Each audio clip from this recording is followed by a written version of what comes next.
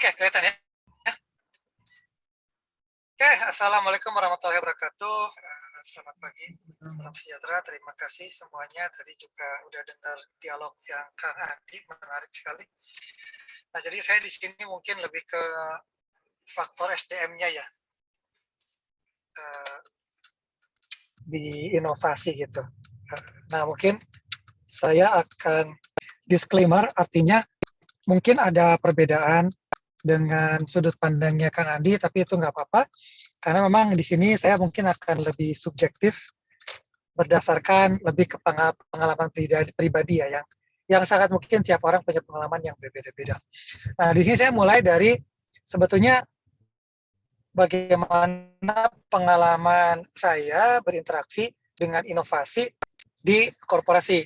Jadi mungkin di tahun 2006-2016 ya, itu saya ada di perusahaan kelistrikan yang cukup besar dengan ratusan ribu karyawan dan operasi di 100 negara gitu ya. Dan di situ saya mulai dari scientist, jadi mulai di laboratorium, di betul-betul di lab lah, pakai baju lab gitu ya. Kemudian di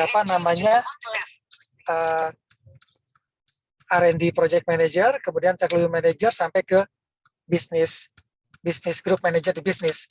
Jadi sisi yang menarik adalah bagaimana kita atau punya pengalaman itu mengawal, katakanlah dari mulai masih di lab sampai jadi bisnis. Nah, itu mungkin yang menarik, bagaimana perusahaan besar itu bisa melakukan inovasi terus sehingga dia bisa bertahan. Ini usianya udah 100 tahun lebih gitu ya perusahaan. Nah, ada satu momen yang sebenarnya tidak lama ketika saya di perusahaan ABB di Swedia itu 2011-2012, di mana waktu itu saya menjadi teknologi manager untuk wind power, dengan tugas utama itu adalah 5 lingkaran ini. Jadi mulai membuat teknologi roadmap, kemudian cross unit R&D coordination, teknologi venture dan M&A, merger acquisition, global working group untuk company feasibility. Nah, yang menarik tidak lebih dari 2 tahun, bahkan sekitar 20 bulan, itu di mana kita banyak melakukan due diligence untuk berbagai ide, berbagai startup, berbagai companies dari sisi korporasi.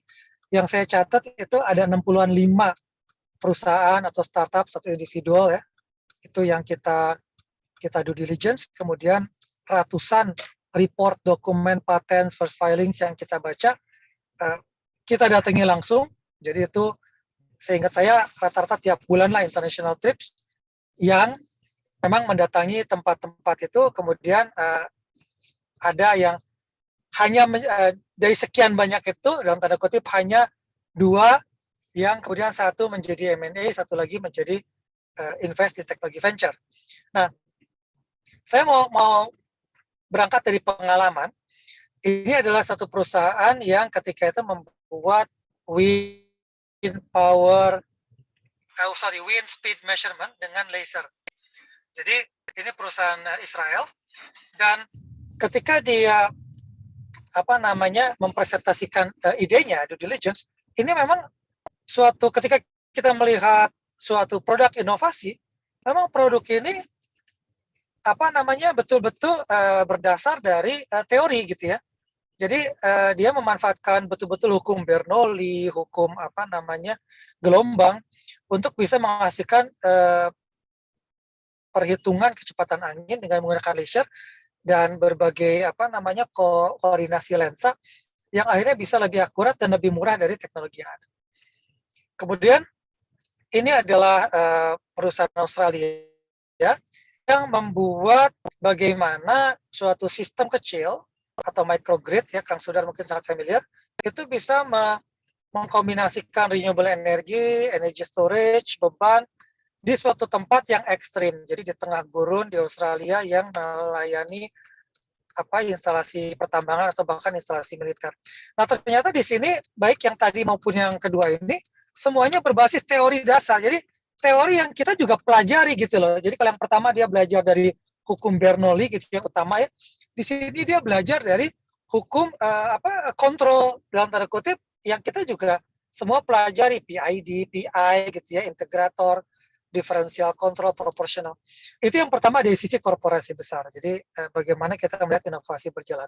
Nah, yang kedua adalah dari sisi akademisi. Jadi ini adalah fast charger untuk electric vehicles yang sebetulnya itu perusahaan startup ya yang dibeli akhirnya oleh ABB. Tadi Kang Adi ceritakan bisa pensiun dini gitu kalau kita bikin startup dibeli. Nah, ini perusahaan ini sebetulnya juga basisnya itu adalah tugas S2 mahasiswa. Dan bahkan beberapa foundernya itu dulu pernah beririsan lah sama kami gitu ya. Sama-sama kuliah. Jadi saya ingat salah satu foundernya ini ikut kuliah, namanya kuliah Turning Technology into Business. Dan di kuliah itu dia sudah menceritakan idenya sebagaimana tadi mungkin Rogers dengan Dimar atau Farid yang menceritakan ide startupnya. Orang ini juga sama, mahasiswa ini cerita tentang ide fast charging. Di challenge sama dosennya, dibantu dan akhirnya dibeli hanya sekian juta dolar. Tidak lama dari mereka membuat teknologi ini. Kemudian ini pun sama. Jadi ini adalah tugas S2 di Chalmers University, di mana dia membuat floating future offshore wind power turbine. Jadi yang baik yang sebelumnya di Delft maupun yang ini di Chalmers itu yang kita punya kesempatan menyaksikan sendiri bagaimana tesis S2 itu bisa betul-betul jadi startup yang solid ya. Jadi teori yang solid. Nah, kemudian saya berpikir-pikir, kita kan kerjaan S2 udah banyak nih. Di Indonesia udah ratusan bahkan ribuan gitu S2. Nah, apa sih kira-kira yang membedakan yang tadi yang kayaknya quote unquote simple kok bisa jadi bisnis, bisa jadi teknologi valid. Nah, di sini saya melihat ada mungkin budaya inovasi ya. Seperti Kang Andi mungkin udah bilang, saya harapkan juga Indonesia adalah perusahaan yang bisa continue gitu membuat inovasi seperti ini sehingga dia setiap saat dia survive. Kalau sekilas mungkin kita bilang, oh ini karena ada duit gitu kan. Perusahaan-perusahaan yang survive lama, yang sekarang lead gitu ya dari sisi teknologi, itu karena memang mereka spend banyak untuk R&D. Tapi kalau statement itu benar, harusnya negara-negara yang unggul itu ya negara-negara yang kaya gitu. Tapi kalau kita lihat Qatar, Makau, even Luxembourg ya, Brunei, dengan segala hormat, United Arab Emirates, Kuwait, Saudi Arabia, tidak ada di list negara yang paling inovatif. Yang paling inovatif di sini bahkan dua tertinggi itu negara yang tahun 2019 sebelum pandemi, itu negara-negara yang penduduknya nggak lebih banyak dari Jabodetabek ya. Switzerland cuma 4,5 juta, Sweden cuma 9,7 juta, Belanda 16 juta, Finland cuma 4 juta, Denmark 3,5 juta, Singapura 3,5, Israel 6,5, jadi Ireland 4. Jadi nggak mesti negara yang kaya. Nah, bahkan Swedia di tahun 2017 itu menjadi Stockholm ya, itu menjadi kota kedua yang paling inovatif di belakang Silicon Valley. Yang di belakangnya ada sekian ratus juta penduduk. Nah, gimana sih sebetulnya ini, makanya sekali lagi objektivitas ya, disclaimer dari saya ini mungkin pengalaman pribadi. Apa sih yang ngebedain kerja mereka yang negaranya sedikit kecil begitu bisa inovatif? Saya lihat kan SDM-nya. Kalau kita bandingin, kebetulan saya juga punya banyak pengalaman berinteraksi dengan mahasiswa gitu ya di Indonesia, di Belanda, di Swedia. Kalau soal bakat pinter itu sama bakat talent itu 11-12 lah. Nggak beda jauh. Artinya banyak yang berbakat, yang sebetulnya mampu ya. Tapi memang ada beberapa karakter atau attitude yang menurut saya signifikan membedakan bagaimana SDM itu bisa berinovasi. Yang pertama itu lingkungan ya, komunikasi. Jadi ya kebayang dari kecil gitu ya di Swedia atau di Belanda, itu memang kita ada beberapa atensi yang menjadi attitude dari anak mulai SD gitu. Artinya kita sudah diberi kebiasaan untuk kita diapresiasi ketika kita berekspresi. Bully juga sangat diperangi, sangat minimum ya. Kultur bertanya itu juga di encourage. Kemudian ada kultur refleksi. Jadi kultur refleksi ini kalau ada apa-apa tuh jangan ditelan dulu gitu. Coba dilogikakan, dicek asumsinya apa, ada feedback. Nah, ini semua membuat dari kecil quote unquote anak-anak yang di negara berkembang itu ya lebih percaya diri gitu. Jadi ketika dia percaya diri, maka dia akan dengan mudah itu mengeksploitasi ide mereka. Dan yang kedua, ketika dia punya ide, memang mereka sudah dibiasakan fokus untuk menjalankan dengan rencana, dan itu indikatornya juga nggak susah-susah amat sebetulnya ya. Jadi ketika mereka fokus dan punya rencana, itu mereka selalu mencari data, selalu berefleksi dan berkomunikasi. Dan selalu mempunyai catatan. Jadi waktu pengalaman kami berdiskusi dengan inovator gitu ya, dengan startup, sebenarnya gampang kok ngecek itu. Salah satunya, cek aja referensi mereka dari mana. Karena kalau mereka, oh ini saya punya teknologi seperti ini, kita cek ada nggak sih referensi yang seperti ini sebelumnya. Karena itu bukan berarti kita cuma ngecek apakah ada kompetitor, tapi yang utama kita mau ngecek dia survei dulu nggak sih, dia cari data dulu nggak sih gitu, atau cuma sekedar data itu data spontan yang kemudian dianggap datanya baik sekali. Nah yang kedua adalah rencana. Jadi rencana ini memang banyak lah ya teknik-tekniknya, tapi ada dua ya, indikator yang saya lihat sangat dominan di teman-teman di Swedia atau di Belanda. Itu ciri-cirinya gampang kok, dia punya agenda nggak sih? Dan kedua tepat waktu atau enggak gitu. Artinya dia mengikuti agenda dia. Nah mungkin teman-teman tadi lihat kan, ingat ya Swiss ya, itu nomor 1 kan di Global Index, Innovation Index. Itu bukan mungkin bukan kebetulan juga bahwa Swiss adalah perusahaan yang paling unggul ketika dia menghasilkan jam tangan ya, atau jam. Karena memang ya indikator inovasi itu salah satunya tepat waktu gitu. Dan mungkin kalau teman-teman punya pengalaman gitu ya, di Swiss itu telat menit, telat detik itu orang komplain di kereta api. Di Belanda orang komplain telat menit. Di Swiss telat detik orang komplain.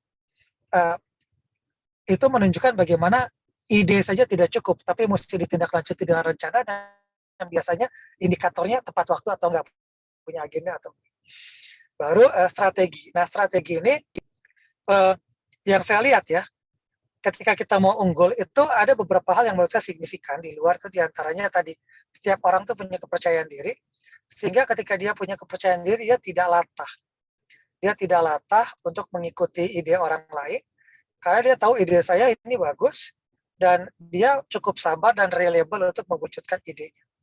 Dan tadi juga Kang Adi bilang nggak bisa ide sendirian, apalagi zaman sekarang ya, orang elektro bikin aplikasi peternakan itu kan butuh orang peternakan. Nah, teamwork itu juga menjadi keunggulan yang menurut saya sangat dominan di luar.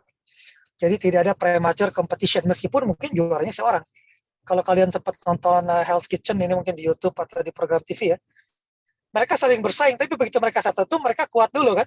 Tim biru itu kuat dulu ngalahin tim merah kuat dulu ngalahin tim biru, baru sesudah tim merahnya hilang, mereka akan berkompetisi di antara mereka. Intinya tidak ada kompetisi prematur, karena kalau prematur tim biru udah berkompetisi antar mereka ya selesai gitu, mereka nggak akan bisa bahkan untuk ke tahap selanjutnya. Nah, semua ini itu biasanya ada sekali lagi indikatornya untuk mengecek ya, apakah inovasi ini bisa lanjut atau enggak. Nah, itu biasanya ada di refleksi dan analisis risiko. Jadi pertanyaan pertama dari pengalaman saya waktu di korporasi atau waktu di kampus, setiap ada ide itu biasanya terlihat bagus. Tetapi memang saya nggak tahu apakah orang-orang sana itu memang karena biasa refleksi, atau kalau kita tarik negatif apakah skeptik gitu ya. Tapi intinya pasti ada pertanyaan, apakah ini akan beneran bisa jalan nggak sih ide kita ini? Kalaupun jalan, kira-kira waktunya kapan, budgetnya cukup atau enggak. Nah dari situ itu paling mudah mengeceknya sebetulnya, tadi Kang Adi juga sudah bilang, rekam jejak investornya. Kita cek aja CV-nya seperti apa, referensinya seperti apa, kemudian apakah dia punya dukungan-dukungan legal, misalkan apakah dia ada regulasi yang lambat, apakah dia punya paten, karena ini akan dalam satu langkah akan langsung membersihkan apakah inovasi kita ini sebetulnya berpotensi atau enggak ada. Itu akan menghemat banyak waktu dan banyak energi. Tadi Kang Andi bilang gagal bukan berarti jelek, tapi paling enggak gagal itu bisa kita gunakan untuk memperbaiki. Jadi referensi kegagalan itu bagus, tapi paling enggak kita lihat rekam jejaknya, gagalnya itu lagi atau gagalnya sebetulnya progres sesuatu yang maju ke depan. Jadi summary bukan berarti kita ketinggalan, enggak, tapi poinnya sebetulnya kalau saya lihat bagaimana kita bisa menjadi SDM yang inovatif. Memang di sana keunggulan dari lingkungan dari awal ya. Tapi kita belum terlambat, mungkin kita bisa bikin ini di komunitas kayak kampus lah paling tidak di antara kita membuat tadi lingkungan di mana ekspresi itu diapresiasi, kultur bertanya itu di-encourage, kemudian kita membuat orang yang percaya diri dan bisa merefleksi ide dia sehingga dia bisa punya banyak ide. Begitu idenya muncul karena dia percaya diri, kita bantu dengan memberikan fokus dan rencana. Tadi Kang Andi sudah sempat bahas juga sebagian, dan terakhir kita berikan